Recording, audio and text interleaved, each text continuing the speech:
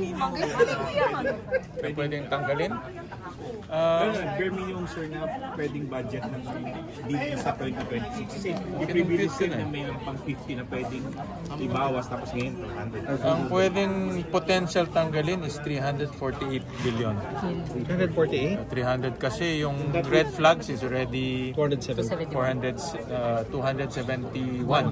Tapos yung overpricing na 20% across the board sa kalye, it's another 70 something eh. So more or less mga 340 something. Sir, 348. final na yung 20%? Hindi pa naman final yan but yan yung mga estimates namin sa ngayon.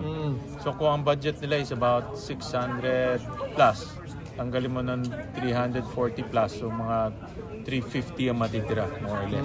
So that would be the bare minimum budget.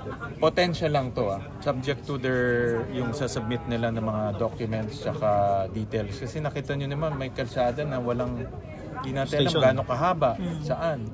So, ang nangyayari kasi dyan, kung double ang entry, yung budget lalabas dalawa at pwedeng gamitin ng district engineer kung saan yung pwedeng gamitin.